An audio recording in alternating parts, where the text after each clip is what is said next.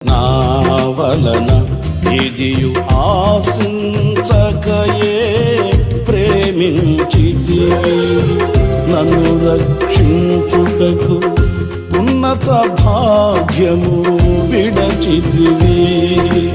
నా వలన ఏదియు ఆశించకయే ప్రేమించితివి, నన్ను రక్షించుటకు ఉన్నత భాగ్యము విడచితివి. సిలువమానుపై రక్తము కార్చి రక్షించితివి, శాశ్వత కృప పొంది జీవింతును ఇలా నీ కొరకే. సిలువమానుపై రక్తము కార్చి